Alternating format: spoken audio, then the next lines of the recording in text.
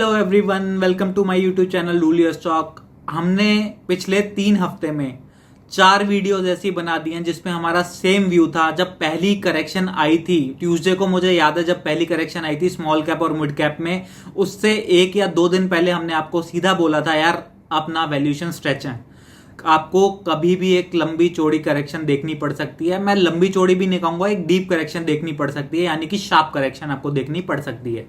तो मुझे लगता था कि जहां पर वैल्यूएशन स्ट्रेच हैं, जिन पॉकेट्स में वैल्यूएशन बहुत स्ट्रेच हैं, आपको वहां से निकल जाना चाहिए। अगर आप अच्छे खासे प्रॉफिट में बैठे हैं तो एटलीस्ट पार्शियल प्रॉफिट्स तो बुक करते रहिए और अपने स्टॉप लॉसेस को ट्रेल करते रहिए। अगर आप एक पोजिशनल ट्रेडर हैं, अगर आप एक लॉन्ग टर्म इन्वेस्टर हैं, तो यार आपको तो वेल से मतलब है, आपको इन सब चीजों से मतलब ही नहीं है कि कितना मार्केट गिर रही है और कितना नहीं गिर रही। अगर ये सब उनके लिए होता है जो शॉर्ट टर्म के लिए मार्केट में आते हैं या फिर जिनके लिए पोजिशनल ट्रेड लेना बहुत इंपॉर्टेंट होता है। लेकिन अब मुझे लगता है अभी भी इस एक्सपायरी तक, सितंबर की एक्सपायरी तक मार्केट ऐसे ही रहने वाली है, सेल ऑन राइज वाली मार्केट। जब जब ऊपर आएगी ऊपर से सेलिंग होगी, क्योंकि जो वैल्यूएशंस इतनी स्ट्रेच हैं और बड़े प्लेयर्स का भी कुछ इंटरेस्ट लग नहीं रहा बाइंग में। आप जब भी देखते होंगे एफआईए के डाटा, वो लगभग हर सेशन में सेलिंग ही करते हुए आपको नजर आ रहे होंगे। और ये सिलसिला कब तक चलेगा वी डोंट नो, हमें नहीं पता कब तक वो चलेगा, कब तक एफआईआई सेलिंग करते रहेंगे। बट हमें अपने स्टॉप लॉसेस ट्रेल करते रहना है। जब भी लगेगा कि यार अगर मैं पोजिशनल ट्रेडर हूं तो मुझे लगेगा कि यार मेरा स्टॉप लॉस कट गया, मैं वहां से निकल जाऊंगा, जो प्रॉफिट आ गया ठीक है। लेकिन अगर आप बहुत डीप करेक्शन का वेट करेंगे, हो सकता है जो भी आपने प्रॉफिट्स कमाए थे पिछले 8 महीने में या 9 महीने में, हो सकता है कुछ दिनों में, 4 या 5 दिनों में सारे साफ हो जाएं। और कुछ पोर्टफोलियोज में तो हो सकता है काफी हद तक साफ हो भी गए हों। तो इसलिए कहते हैं जब भी आप एक पोजिशनल ट्रेडर है ना, तो आपके लिए टाइमिंग इंपॉर्टेंट है। लॉन्ग टर्म इन्वेस्टर के लिए तो कोई इंपॉर्टेंस होती ही नहीं है टाइमिंग की। उनको तो क्या है, अर्निंग से मतलब होता है। आपको सीधा मतलब है क्या कंपनी की अर्निंग्स 3-4 साल में डबल हो जाएंगी। अगर कंपनी की अर्निंग्स डबल हो जाएंगी ना, तो शेयर प्राइस तो यार बढ़ना ही बढ़ना है, कोई उसको रोक नहीं सकता। मार्केट कहीं भी जाए, मतलब ये हो सकता है थोड़ा डिले हो जाए मार्केट कंडीशंस की वजह से, बट अल्टीमेटली वो भाव आ जाएगा जो वैल्यूएशन वो डिजर्व करता है। अब का व्यू हमारा यही है, मार्केट सेल ऑन राइज रहने वाला है। इस एक्सपायरी तक का तो व्यू हमारा क्लियर है, सेल ऑन राइज वाला है।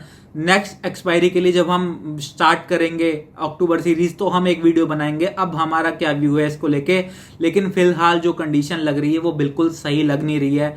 कभी अमेरिका से कोई ना कोई खबर आ जाती है, कभी कुछ ना कुछ रीजन बन ही जा रहा है मार्केट को करेक्ट होने का। ये ऐसा ही है जैसे आप किसी छोटे बच्चे की साइकोलॉजी समझने की कोशिश करते हैं, ऐसे ही एक मार्केट की साइकोलॉजी होती है जहां पे आप कुछ समझ नहीं पाएंगे।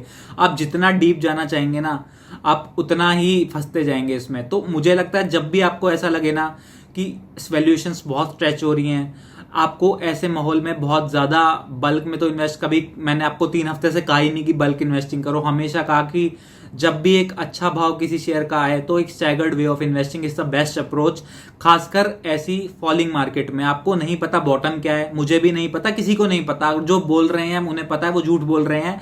एक्चुअली यही होता है कि मार्केट का बॉटम किसी को नहीं पता, मार्केट का टॉप किसी को नहीं पता। हाँ, इतना आपको आइडिया लग जाता है कि यूफोरिया सिचुएशन जब बनने लगे, यानी कि डीमेट्स बहुत ज्यादा खुलने लगे, मतलब सब लोग मार्केट में आने लगे, तब जब वो यूफोरिया क्रिएट हो जाता है, तो वहां पर मैं अक्सर सावधान हो जाता हूं। और मैं मार्केट से अगर कोई मैंने पोजिशनल ट्रेड्स लिए हुए हैं तो मैं उनको काट लेता हूं टाइम से। मैं करेक्शन का वेट नहीं करता कब इतना मेरा स्टॉप लॉस कटेगा, इतना 4% कटेगा तो मैं काटूंगा। क्योंकि अगर मैं स्मॉल और मिड कैप में 4 या 5% का वेट करूंगा ना, तो हो सकता है आप 4-5% तो इंडेक्स में देखेंगे, लेकिन स्टॉक में ना कई बार 15-20-25% तक का भी डेंट पड़ जाता है इस केस में।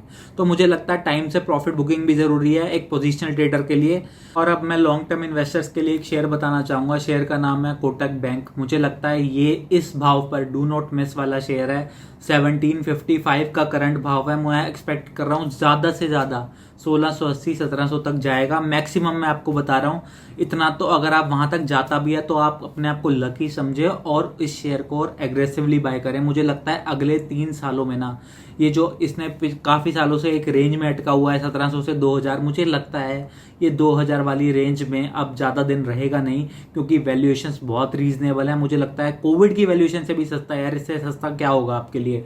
मुझे लगता है बिल्कुल डू नॉट मिस वाला शेयर है, आपको इस वैल्यूएशन पर कोटक बैंक मिस नहीं करना है। आप चाहें तो 20-25 क्वांटिटी या जितनी भी आपकी कैपेसिटी है आप अभी ले लें, और जब भी करेक्शन आए, मतलब अभी तो चल ही रही है 1600-1700, अगर ये भाव आपको मिल जाता है ना 1680-1700, तो आपको एग्रेसिव होकर यहाँ पे बाइंग कर रही है। अगले 2 साल में मुझे लगता है ये शेयर आपको 40 से 50% रिटर्न बिल्कुल बनाकर दे सकता है, इसमें मुझे कोई भी डाउट नहीं है जिस वैल्यूएशन पे ट्रेड कर रहा है। Thank you very much. अगर वीडियो पसंद आई हो तो अपने दोस्तों के साथ शेयर करें और कमेंट में अपना कीमती सुझाव दें। Thank you so much.